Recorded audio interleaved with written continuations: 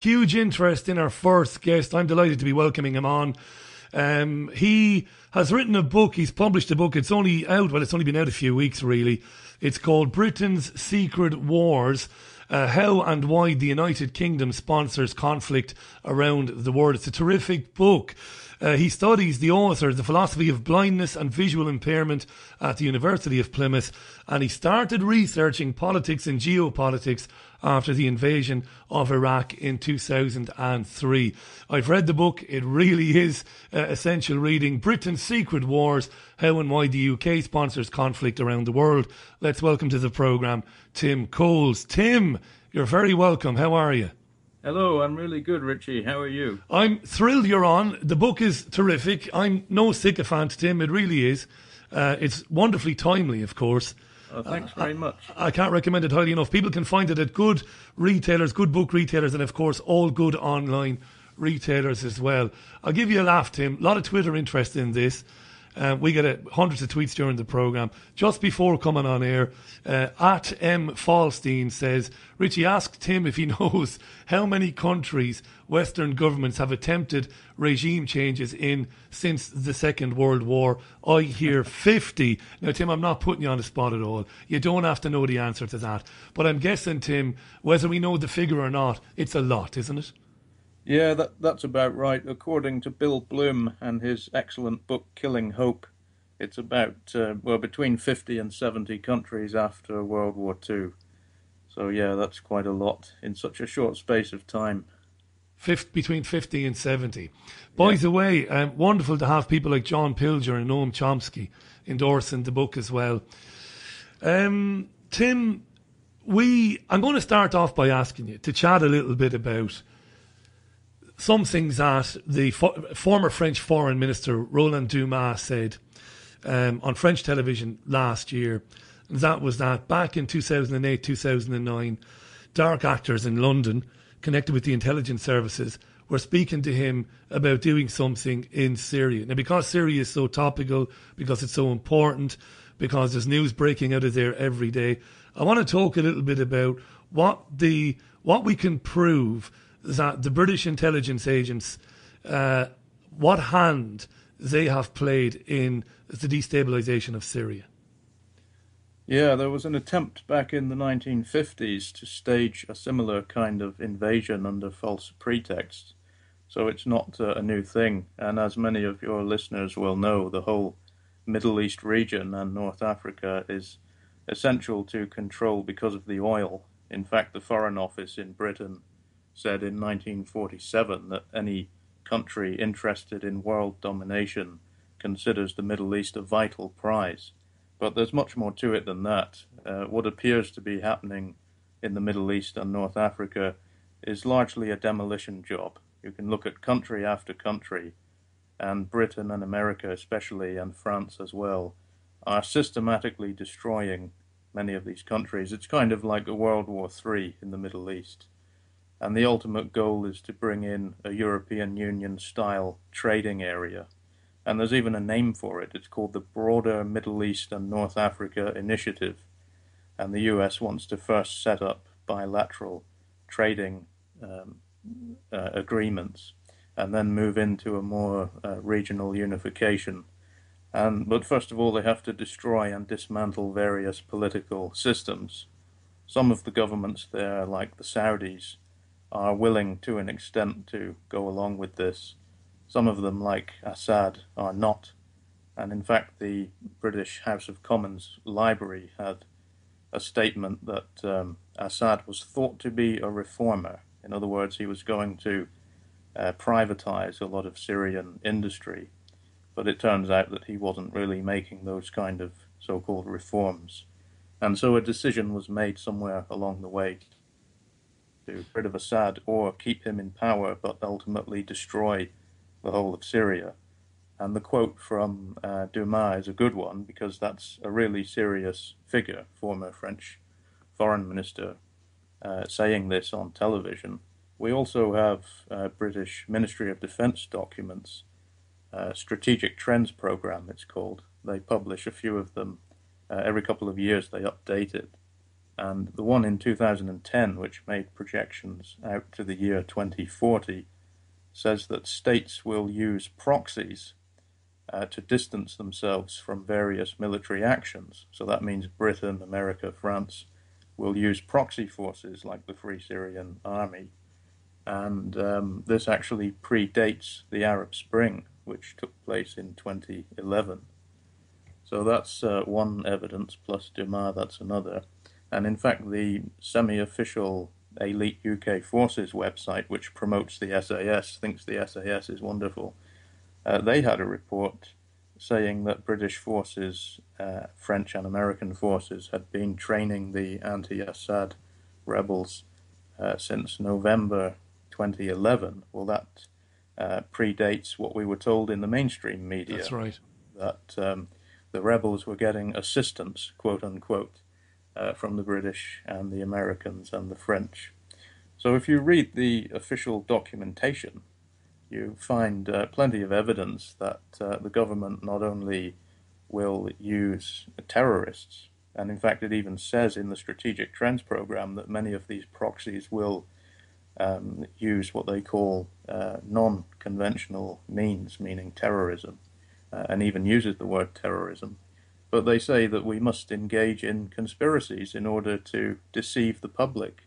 They understand that public perception is not going to go on with it, so they have to somehow try and make it legitimate. And they can make these kind of wars legitimate by concocting lies and pretexts, whether it was Colonel Gaddafi in Libya supposedly going to commit an ethnic cleansing in Benghazi, for which no evidence was ever presented. None. Or whether it's Assad supposedly using chemical weapons when numerous experts in chemical weapons have said that the footage doesn't look authentic. And on it goes. So any kind of secrecy, pretext, deception is in fact required, because the war planners know full well that the general public won't agree to what is being planned. We've one of the things that's notable about the book is everything is subjective, of course, and you wrote it because you've got strong opinions about what's happening in the world. But it reads objective, Tim. You know, it reads, it's very easy to read. It's gripping at times when you read it. But it's also very academic. It's all kind of three things in one. And one of the things I wanted you to kind of give us an opinion on, because we're going out on multiple platforms, we do have people listening to the programme who buy the Daily Telegraph or Daily Mail or Daily Mirror line on whatever and accepts that as a truth. And we offer different opinions. They will believe, because they're told, that what's happening in Syria was there was a popular uprising against the, they call them the regime, I call them the government of Syria, and that the Assad government brutally put that down and began committing war crimes. Now, in your investigation and your research while preparing to write your book, what did you find to be the truth about those allegations, Tim? What happened, as far as I can tell, is that there were legitimate concerns among the populations of numerous countries across the Middle East and North Africa. Egypt is one example. The West had been backing the Mubarak dictatorship in Egypt, which was vicious enough to give the Muslim Brotherhood, which Britain helped to create back in the 1930s, to give them a popular support base. So the Muslim Brotherhood would provide welfare for people in mosques, for example. And this generalizes across the region, whether it's Hamas in Gaza or whether it's various groups in Algeria and Morocco. So Islamist groups have provided a kind of social welfare to a degree. And this is in opposition to secular governments or regimes like the Assad. And what I found is that the United States, and William Engdahl has done some good research on this as well. Very good work, William Engdahl, on this, yeah. The United States realized that sooner or later there was going to be a mass uprising against oppression. and it might not come out in the US's favor. It might be too left-wing. It might be too progressive. So the United States, as part of its broader Middle East and North Africa agenda to create this kind of European Union trading bloc, decided to hijack a lot of these groups.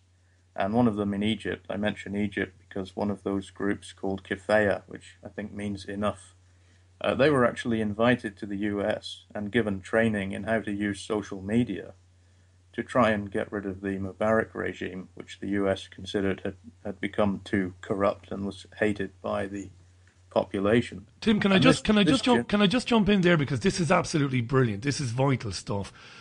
Being invited to the United States, we've found out through our own research and through listening to people like Ray McGovern, former CIA officer, and other former CIA people on the programme, that businessman and speculator George Soros has his paw prints or his fingerprints all over some of these kind of training and helping some of these protest groups. What do you make of that?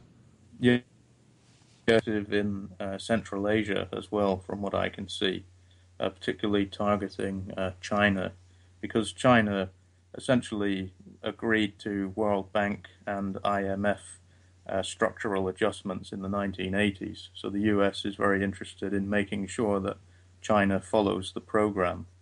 And in fact, John Pilger's new film is going to be about how the US is circling China with the military. And so you have people like Soros who use what they call soft power, which means propaganda and bribery and so on, to try and move those countries in Central Asia away from China's influence and bring it to the US. And particularly in the Middle East and North Africa, the US, in fact, in 2005, there was a report by a colonel in America called John C. Buss, B-U-S-S, if you can find that. And he talks about manufacturing democracy. He talks about using social media to try and cause revolutions from within to get rid of people like Gaddafi and Assad and Mubarak, who were not going along with the program. And so I think a lot of these genuine concerns that people had in the region, they didn't necessarily want to get rid of their governments. They just wanted less oppression and more democracy. But the US felt that they could easily hijack. And it's also worth remembering that as people like Gaddafi and Assad were being condemned in the West for their oppression, they were being armed by Britain and the US. So the SAS were in fact training Gaddafi's forces for a while after BP oil. And Tony Blair, you may remember Tony Blair with his deal in the desert, where he went to meet Gaddafi in a Bedouin tent, which was all staged for the media, according to the International Crisis Group. As soon as Gaddafi agreed to that, he was an ally, so the SAS were training his forces and so on. But his reforms were cosmetic, according to oil journals. They said that Gaddafi is not bringing about the kind of privatization reforms that we want. And he's not. There's also an agenda called Europe 2025, which is a pro-business agenda to increase tourism and privatize oil and gas and so on. Gaddafi was having none of that, so it was decided that he and Assad should be deposed. I just want to do a quick recap, Tim. Tim Coles is on the programme, folks. This is essential listening. You're not hearing this on BBC Channel 4 or ITN today. This is the tragedy. It's criminal that you're not hearing this. His new book, Britain's Secret Wars, How and Why the UK Sponsors Conflict Around the World, has only been on the shelves a few weeks. It's absolutely vital reading. You'll find it in any good bookshop, and you'll find it on any good online retailer as well. It's terrific. It really is. Tim, we have listeners from all different backgrounds, and there's a friend of mine I went to university with, and she is considering getting into teaching now, which is a bit weird considering the problems with education in this country. But she's been doing a bit of research and said to me recently, you know, some of the things she said you talk about on your program, things like the coup d'etat in Iran in 1953, which was basically a coup at the behest, the removing of Mohammad Mossadegh, secular ruler, well, a secular president of Iran, at the behest of BP, a massive corporation. And she said, from what I can tell, this is not on the curriculum in high schools, in secondary schools in this country. And that's one of the reasons why books like yours are vital. But it's tragic, Tim, isn't it, to learn that? It's tragic to know that our children are going to school and they're not being told about these massively important events in the 20th century, like the coup d'etat in 1953. There's something seriously wrong if our children are not learning this. That's right. The state is a violent institution, and education, especially historic education, is also violent. In fact, Churchill once said that education can be a weapon. And the history of education, state education and private education is even worse. Education in the UK, the history of it is very interesting because it started out as a means of social control. Millions of people living in absolute misery in England under aristocratic oppression, and they were being drained of their resources, and there were hunger and famines as well because markets were becoming internationalized. And in fact today the policymakers want to go back to that model, that 19th century model of globalization, where people are no longer producing their own food. They're dependent, for example, and that's just one example, on other countries for their food. So the population was at the stage of rioting in a big way, and that's why you had Chartism. And it was decided that various measures could be given to the public to stop them from rebelling. And that's where charity, a lot of charity comes from, where people can be oppressed through charity. So you had friendly societies and the Salvation Army and so on. So instead of people rebelling, they were given crumbs through charity organizations and friendly cooperatives. And education was a means of oppressing children as well. Suddenly you had schools being built in the Victorian era to get children into this particular system where they had to learn to be terrified of authority because they were going to be caned. And in a way, parents went along with this because they had starving children, so at least in school they were going to get a meal. So it was handy for the parents, but it ultimately meant that the children would be terrified of authority and be given, the bare minimal education just to be prepared for a life of working.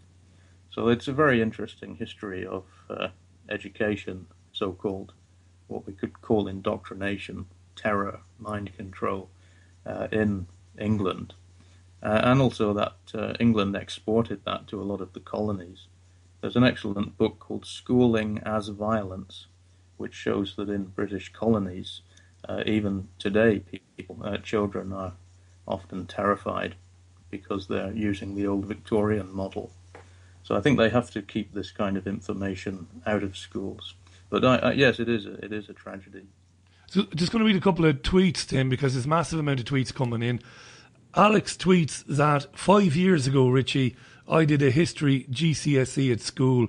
There was no Middle Eastern history in the entire course in the curriculum. Stevie tweets, the world needs more brave men like Tim, right to awake it from its slumber. I'll be buying a copy of your book, says Stevie. Wayne tweets, culture is the enemy of the natural holistic human. Born to grow and love, create. The state is violent. Its culture is to pervert, says Wayne. Huge interest in this. Keep your tweets coming in. It's at Richie Allen Show on Twitter, and it's richie@richieallen.co.uk. Tommy tweets this. Tim, before I mention Tommy's tweet, I'm just going to give a plug again to the book. It's Britain's Secret Wars by Tim Coles. It's listed as T.J. Coles, How and Why the United Kingdom Sponsors Conflict Around the World. There aren't many books like this, folks. There really aren't. And this is clinical analysis, not cynical, it must be said, clinical analysis of what's going on in our world today, who is behind it, what it's looking like now, why they're doing it, and where this is heading if it isn't stopped. Now, Tommy tweets this, and it's a really good question. Tim, he tweets, could the destabilisation in the East bring in turn the superpowers to potentially lock horns? How serious, Tim, do you think is the possibility of a serious global conflict between the West, Russia and China? Yeah, it's really serious. And in fact, it's so serious that even the Ministry of Defence in Britain realised this. They have a document called Strategic Trends Programme 2036.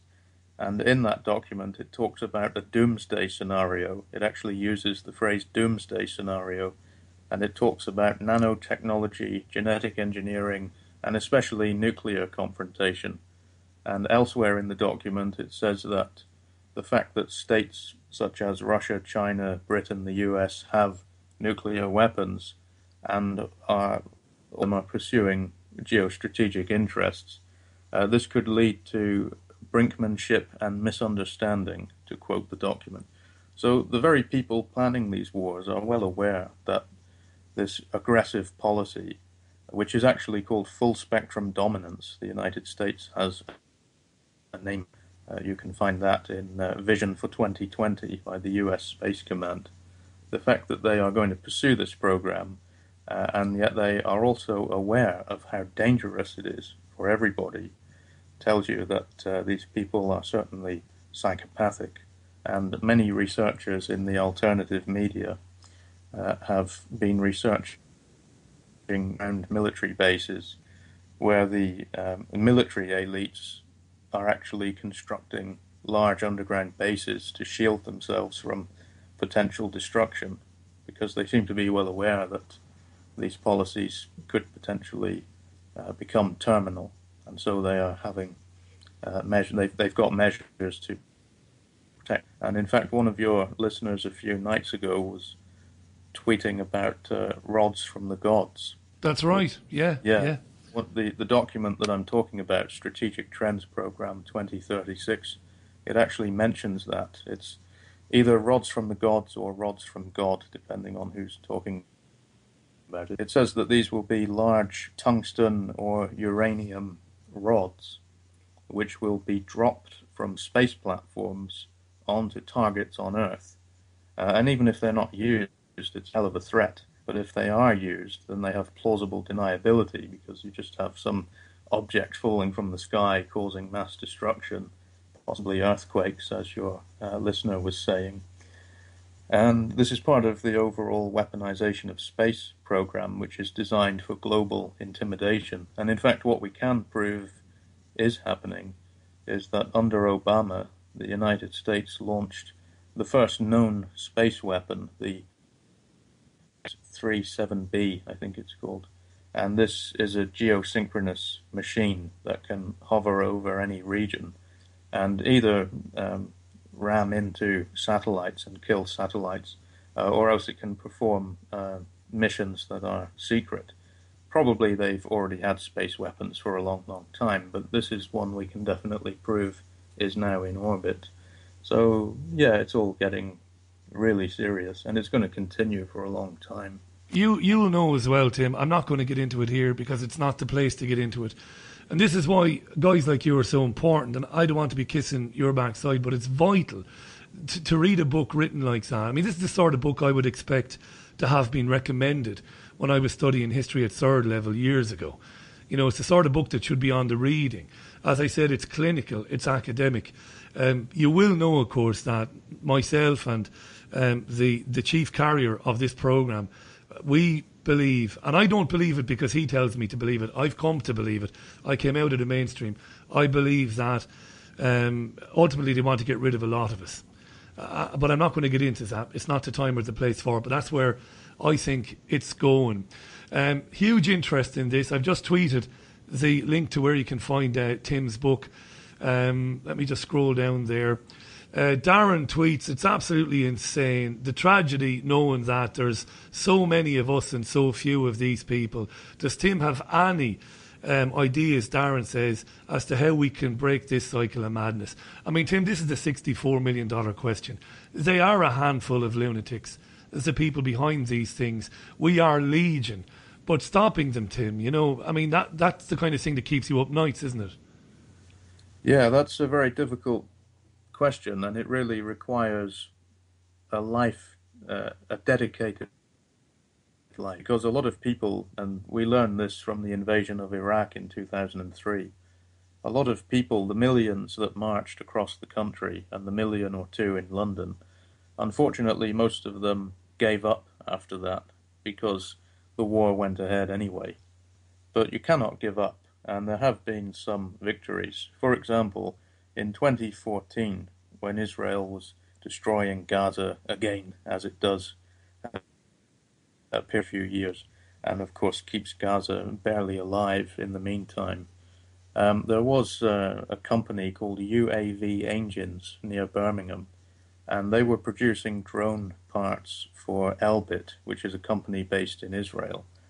And there were some brave protesters who occupied the roof of the UAV Engines factory, the Elbit 9 they were called, and they were arrested for racially trespass, some Zionist thing that they were supposedly it was a racist. But the case was actually dropped against them because Elbit and UAV Engines and the British government refused to disclose the information about their drone export because obviously was engaged in war crimes by supplying these machines to Israel so that it could mercilessly attack civilians in Gaza. And so ultimately LB had terrible publicity, and the protesters who took direct were that the case against them was dropped. And Campaign Against the Arms Trade at the same time was going to bring a case against the British government for supplying Israel weapons. But I think under pressure from the Zionists, they decided not to. But this time, Campaign Against the Arms Trade is bringing a case against the British government for supplying weapons as Saudi Arabia destroys Yemen as part of this demolition job across the Middle East that I mentioned. Do you know what's terrible, Tim, about that? Do you know what's brutal about that? Is it's bad enough to sell and send these weapons to the Saudis to carpet bomb into oblivion innocent people in Yemen. But we sent officers there to make sure that they knew how to use them, didn't we? That's right, and in fact it also has a history. And out that before the war with the North, the central government under Saleh pressing the population in the south, and the British were training the Interior Ministry, which according to various rights organisations was responsible for various forms of pressure. We just seem to have lost Tim momentarily there. It was just deteriorating the lines there just in the last couple of seconds. So I'm very quickly going to disconnect from him and reconnect to him there and see can we get him back on. Bit of a shame that the line, as you heard there, was just deteriorating just a little bit at the end. Let's hope it's better when we reconnect. Sometimes when you reconnect it improves. That's not a scientific theory now. That's just a theory. But I do have a phone number because I want to get another few minutes out of Tim. I don't want to lose this.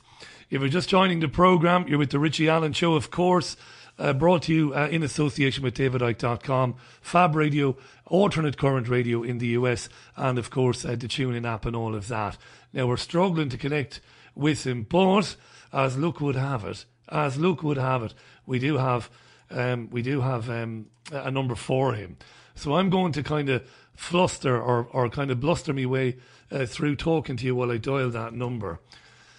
These things are sent to try you, as the saying goes. So I do have a number for him. I'm going to give a quick ring to that and see can we get him back on the line there. If I've done that right, I have. Okay. Keep those tweets coming in. Lots of them coming in, by the way, as well, on this, unsurprisingly, at Richie Allen Show. And the email is richie@richieallen.co.uk. Now, how do I do this? Yeah, I've got it now, I think. Yeah, right. Okay. Let's see, can we get him on the old dog and bone then? The old dog and bone. Right. It's ringing now. I'm going to do this thing. I'm going to do this again. This is very unprofessional, by the way. You normally should take a break and do this, but I couldn't be arsed, you know. I'm going to do it this way. Hello? Tim, it's Richie. Hi, sorry about that. The computer crashed. Hey, these things happen. The line just began to deteriorate, but thankfully we had the old belt and braces, Tim. We had the old phone number. It would be a good idea to give you the landline. Yeah, well, Claire is brilliant as a producer anyway. She'd insist on it. We were talking about the fact that bad enough that the Saudis were given these weapons of mass destruction, which I think doesn't really cover what they are, evil as they are. But we sent officers over there to stand in the basically in the what would you call it, in the war chambers, in the control rooms, while we dropped these bombs. Most people don't know this, Tim. No, and also I found out that even before then, before the war in the north, the Salah government was oppressing people in the south, activists, journalists, union leaders, and in fact Britain was training the Interior Ministry, which, according to various human rights organizations, was responsible for torture. So this has a long history. It didn't just happen recently. It's a continuation of policy in the region. And I think it's probably going to get worse and worse until the region is destroyed, much like Europe was destroyed in World War II, and then rebuilt along lines that were favorable to Anglo-American interests. We talked a little bit about education, didn't we? And we know that academisation, which is supported by the Conservative Party, and whether people like it or not, it might not be supported by Jeremy Corbyn and other Labour MPs, but I guess the vast majority of the Blairites that are still festering in the Labour Party and in the Parliamentary Party, they support it as well, Tim. It's a terribly bleak, awful, miserable world we're painting here, but people have to understand this is the way it is, don't they? They need to understand this. Right, yes. Yes, you were talking about the right-wing elements in the so-called Labour Party. And, in fact, there's an interesting recent history of that after World War II, how a lot of United States spies were infiltrating and bribing the Labour Party. And, in fact, John Smith, who was the left-wing socialist champion for a while of the Labour Party, he was actually on the steering committee of the Bilderberg Group. Again, you know, this is music to my ears, Tim, because when I criticise the latest socialist champion that's delivered to the people by the same lunatics who delivers them the Conservative Party and Donald Trump and Hillary Clinton, I get castigated for it because I'm a nice guy, I think, and I think people listening to the programme, he's a nice fella. Surely he must support guys like Corbyn and Bernie Sanders and these people. But I've seen it all before, Tim. You know, I came through, I worked in commercial media. I've seen these guys come and go, these champions. And ultimately, they either fade away like Jeremy Corbyn eventually will, or they go the Tony Blair way, which is just continue on the Zionist policies of governments previous. So, do I detect from what you're saying that, like me, you are doubtful about affecting any change through the ballot box, Tim? Unless we get involved in direct action and say to the Labour Party that Corbyn has a good track record on voting against war and voting for socialist policies, but in this current position he's giving in too easily to the pressures of the party, and unless we get together and say we will not stand for this and we want sort of the old Corbyn before he became a leader, then unfortunately Corbyn or anybody else is going to be subjected to the pressures of the party. And we've already seen that with his vacillating on Brexit or his quite timid response over the anti-Semitism allegations. How embarrassing was it for him to have Shami Chakrabarti come back with a report that said, really, there's not really any endemic anti-Semitism here at all. One or two, members of the party and councillors have said some things which are pushing the boundaries of bad taste, but ultimately there's no anti-Semitism. What we needed was Corbyn, when he was on the Andrew Marr show 6 weeks ago, to aggressively go after Andrew Marr and say, I'm not going to tolerate accusations of anti-Semitism when people are expressing disgust at a genuine regime, a genuine apartheid and terrorist regime in the Middle East, which is brutally suppressing people in Gaza. Don't call us racist for saying that. I bet you he wishes, Tim, that he had said that then in light of the Chakrabarty report. What do you reckon?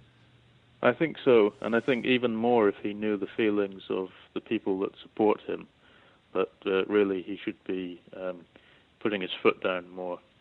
And it's so ironic that within the Labour Party, but also the Tories had been accusing Labour of being rife with anti-Semitism when they are indirectly, but ultimately they are supporting neo-Nazis in Ukraine, the Azov battalion. Tim, I want to thank you for writing the book. Folks, it's Britain's Secret Wars, How and Why the United Kingdom Sponsors Conflict Around the World. What I do, Tim, when I come across a book like yours, and you were kind enough to send it to me, is I read it and then I give it to somebody else and I tell them to read it and I tell them to give it to somebody else. But I say to our audience tonight, many of them saying they're on line looking for the book as we speak, get a copy of this book. If you've got teenage kids, give them this book. They're not going to learn in school, they're not going to learn anywhere else about this government's history, along with its cronies, the United States and France, and regimes like the Saudis, what they've been doing over the last century around the world and where it's leading us. Tim, you're a star, and I mean it when I say you're welcome back on this programme to join in the debate anytime you want. You've only got to pick up the phone. That's really kind, Richie. I've really enjoyed it. Thank you ever so much for having me. It's been a good opportunity to talk. Well, it's been an honour for us, and I meant that, by the way. Stay in touch with Claire, and anytime you feel like coming on, just drop us a message and we'll facilitate you, Tim. Thanks again. Great success. The book is a great success. It's a fantastic read, and I'm sure it's going to do really well for you. Thanks for doing it, Tim. Bye for now. Thank you, Richie. Bye. Marvellous stuff. Tim Coles on the line to us there. Britain's Secret Wars, How and Why the UK Sponsors Conflict Around the World. How rare is it to get an academic like that who will go right up to the line with where this is all going, talking about the things he was talking about there. Absolutely vital. When that's on YouTube in the morning, share that widely, folks. Share that with the skeptics. Share that with those who say, it's all too conspiratorial. Brilliant stuff. Britain's Secret Wars is available online and at all good bookstores as well. I just saw a tweet from Paul Jackson asking to ask him how he got it published, which I suppose is a good question. And I will put that to Tim and ask him in the future. It's very academic, Paul. It's very easy to read. It reads very well. It's gripping, but it's an academic text, for want of a better word. And I understand why a publishing house looked at it and went, "Yeah, well, this is very good. It's historically accurate. Why not put it out there?"